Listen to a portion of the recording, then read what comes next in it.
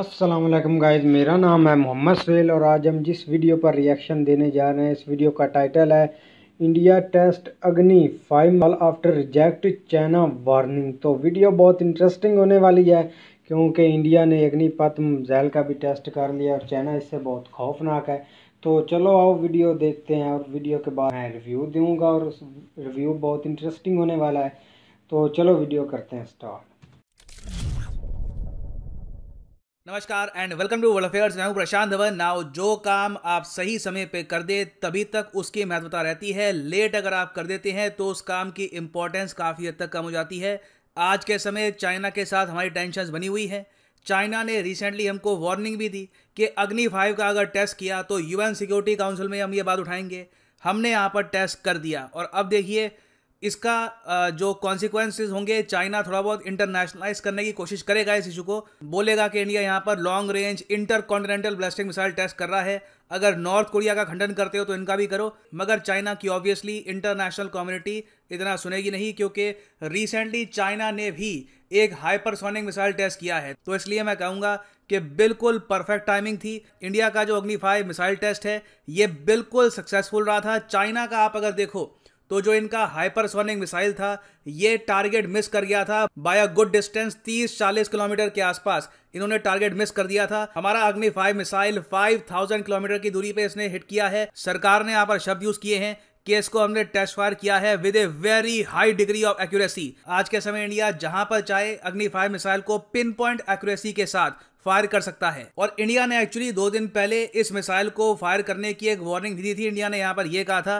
कि 27 अक्टूबर को ये जो एरिया है ना बे ऑफ बंगाल में, यहाँ पे एक सर्टन टाइम है, मतलब 8 बजे के आसपास, 7 से 8 के आसपास जो ट्रैफिक है क्लियर रहना चाहिए। क्योंकि काफ़ी बार क्या होता है कि अगर मान लो हम टेस्ट कर रहे हैं, कोई कमर्शियल शिप गुजर रही हो तो कुछ हादसा ना हो जाए, तो ये एरिया क्लियर हो जाता है। और उसके बाद इंडिया ने यहाँ से ओडिशा से टेस्ट फायर किया है ये मिसाइल। और ओडिशा के भी किस टापू से ये टेस्ट किया गया है तो ये मैं आपको दिखा देता हूँ। यहाँ पे ये हम यहाँ पर जूम इन कर रहे हैं अब्दुल कलाम आइलैंड की तरफ। तो यहाँ पर आप देख पाओगे ये वो टापू है और यहाँ से जो बे ऑफ बंगाल है ना, यहाँ पर हम ज़्यादातर करते हैं टेस्ट नीचे की तरफ, अंडमान आइलैंड्स को भी ऑफ कोर्स बचाकर।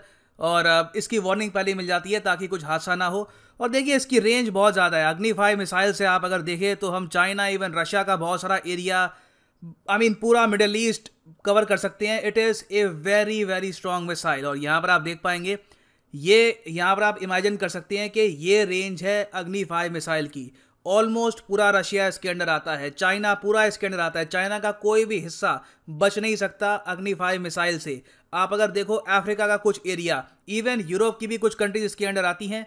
और अभी भी देखो चाइना के कई स्कॉलर्स ने, कई जो इनके थिंक टैंक के लोग हैं, उन्होंने इंडिया पे आरोप ये लगाया है कि इंडिया आज भी ना इसकी रेंज कम बताता है। असली जो रेंज है अग्नि 5 मिसाइल की ये ऑलरेडी 7-8 हज़ार के आसपास पहुंच चुकी है। तो इंडिया अगर चाहे तो आराम से यूरोप के बहुत सारे और कंट्रीज, फ्रांस वगैरह, इनको भी कवर कर सकता है। मगर इंडिया इंटेंशनली अपनी रेंज यहाँ पर कम बताता है ताकि यूएन में ज़रा इशू ना हो जाए। नाउ यहाँ पर आप पूछोगे कि इंडिया का जो इशू है अग्नि 5 से रिलेटेड ये यूएन सिक्योरिटी काउंसिल में कैसे जाएगा, चाइना वहाँ पर ये इशू क्यों लेके जाएगा। देखो यहाँ पर बात आ जाती है एक बहुत ही पुराने रेजोल्यूशन की जिसको चाइना बार बार उठाता है। पहले इनका सरकारी मीडिया उठाता था, अब गवर्नमेंट डायरेक्टली उठाती है और ये कहती है कि इंडिया का मिसाइल प्रोजेक्ट सैंक्शंस इनवाइट कर सकता है। अगर इंडिया इसी तरीके से लॉन्ग रेंज मिसाइल टेस्ट करता रहा तो चाइना प्रेशर डालेगा यूएन सिक्योरिटी काउंसिल पे कि जिस तरीके से नॉर्थ कोरिया पे लगा रखी है सैंक्शंस, भारत पर भी सैंक्शंस लगाओ ना। अब यहाँ पर आप कहोगे ये कौन सा रेजोल्यूशन हो गया था। देखिए यहाँ पे हम प्राइमरली बात कर रहे हैं रेजोल्यूशन 1172 की। इसकी जो ओरिजिनल कॉपी है ये मैं आपको दिखा देता हूं from the UN website. Now resolution 1172 ये पास हुआ था 1998 में। 1998 में क्या हुआ था कि इंडिया और पाकिस्तान दोनों ने टेस्ट किए थे अपने न्यूक्लियर बॉम्ब्स। अब ये न्यूज़ सुन के यूएस समेत दुनिया भर की और जो कंट्रीज़ हैं वो घबरा गई। उनको पता लगा कि ये देश कई बार जंग लड़ चुके हैं, अभी भी आप अगर देखो तो इनकी टेंशन हाई हैं। ये दोनों मिलकर एक ही टाइम में न्यूक्लियर बॉम्ब टेस्ट कर रहे हैं तो दुनिया घबरा गई। क्योंकि इंडिया और पाकिस्तान में जिस दिन न्यूक्लियर वॉर हो गई तो इसका इम्पैक्ट पूरी धरती फेस करेगी। फिर लोग इलॉन मस्क की तरफ देखेंगे कि हाँ भैया मार्स वाले रॉकेट कहाँ हैं तुम्हारे। तो दुनिया ने उस वक्त क्या किया, यूएन सिक्योरिटी काउंसिल में बैठ के जो 15 मेंबर थे उस वक्त, उन्होंने रेजोल्यूशन पास करवा दिया कि इन दोनों कंट्रीज पे सैंक्शन लगा देंगे हम अगर फिर से इन्होंने यहाँ पर ये टेस्ट किया न्यूक्लियर बॉम्ब। उसके अलावा ये भी इंश्योर किया कि दोनों कंट्रीज कभी भी मिसाइल डेवलप ना कर पाए, क्योंकि ये सब देश यही सोचेंगे कि इनके पास अब न्यूक्लियर वेपन्स आ चुके हैं, इनकी जो मिसाइल टेक्नोलॉजी है ये रोक दो ताकि कल को ये हम पे अटैक ना कर पाए किसी भी सिनेरियो में। तो यहाँ पे आप देखोगे लिखा हुआ है इस डॉक्यूमेंट में, calls upon India Pakistan immediately to stop their nuclear weapon development program, to refrain from weaponizing or from the deployment of nuclear weapons, to cease development of ballistic missiles capable of delivering nuclear warheads and any further production of fissile material। तो technically आप अगर देखें तो हम लोग यहाँ पे जब भी ये टेस्ट करते हैं तो इस रेजोल्यूशन की वायलेशन होती है, मगर आज के समय यूएन सिक्योरिटी काउंसिल में एक प्रॉपर अंडरस्टैंडिंग है इस बात को लेकर कि नॉर्थ कोरिया और इंडिया में फ़र्क है। ऑफकोर्स चाइना यहाँ पे बस अपने जियोपॉलिटिकल गेन देखता है, मगर ऑब्वियसली जो भाषा नॉर्थ कोरिया बोलता है या फिर इवन पाकिस्तान बोलता है कि हम अटैक कर देंगे, मार देंगे, वैसी भाषा आपको भारत की सरकार से कभी भी सुनने को नहीं मिलेगी। इंडिया न्यूक्लियर वेपन्स को लेकर, न्यूक्लियर मिसाइल्स को लेकर एक बहुत ही रिस्पॉन्सिबल कंट्री है, जहां पर एक तरफ पाकिस्तान के प्राइम मिनिस्टर यूएन की असेंबली में खड़े होकर कहते हैं कि हम तो यूज़ कर देंगे मिसाइल, हम नहीं डरते, हम तो 56 कंट्री है, एक तो उड़ भी गया तो भी इतने सारे कंट्री बचे रहेंगे। तो वैसी जो लैंग्वेज है ये इंडिया में हम लोग यूज़ कर नहीं सकते। तो चाइना ये इशू को रेस करने की कोशिश करेगा, मगर इसका कोई खास इम्पैक्ट होगा नहीं। पाकिस्तान को आप अगर देखें तो मिसाइल की ओवरऑल डेवलपमेंट में ये इंडिया से काफ़ी पीछे हैं, मगर इनके पास जो मिसाइल हैं उन्होंने डिप्लॉय बहुत ही बड़े स्केल पर कर रखे हैं। अब फॉर एग्जांपल इनका जो आज के समय सबसे ज़्यादा एडवांस मिसाइल है ये है शाहीन 3। ये अभी कंप्लीटली इंटीग्रेट किया नहीं गया इनकी मिलिट्री में, ये डेवलपमेंटल फेज़ में है, मगर इसकी रेंज 2750 किलोमीटर्स है और पाकिस्तान ये क्लेम करता है कि शाहीन मिसाइल प्रॉपरली पूरे इंडिया को कवर करेगा। और कैटेगोरिकली इन्होंने ये भी कहा है कि ये लोग चाहते हैं कि अंडमान आइलैंड जो हैं ये भी यहाँ पर प्रॉपरली कवर हो जाएं, ताकि अगर कभी भी पाकिस्तान ये डिसाइड करता है कि इंडिया पे न्यूक्लियर मिसाइल से अटैक करना है तो इंडिया को बिल्कुल भी मौका ना मिले रिटेलिएशन करने का। तो इनका ऑब्जेक्टिव तो वैसे काफ़ी बड़ा है, क्योंकि पूरे इंडिया को कवर करने के लिए इनके पास बहुत से मिसाइल चाहिए होंगे। एक भी एरिया इन्होंने मिस कर दिया अगर तो हम भी रिटेलिएट कर देंगे और पाकिस्तान भी डिस्ट्रॉय हो जाएगा। और फिर एक एस्पेक्ट यहाँ पर यह भी है कि हमारे पास बहुत ही जल्दी S-400 आ जाएगा, तो इनके शाहीन 3 मिसाइल दिल्ली, मुंबई समेत जो मेजर सिटीज़ हैं हमारी उनको कुछ ज़रा नुकसान कर नहीं पाएंगे। तो देखिए अग्नि 5 का टेस्ट बहुत ज़्यादा एक अच्छी न्यूज़ है, मगर इंडिया को अब यहाँ पर फोकस करना चाहिए हाइपरसोनिक मिसाइल टेक्नोलॉजी पर।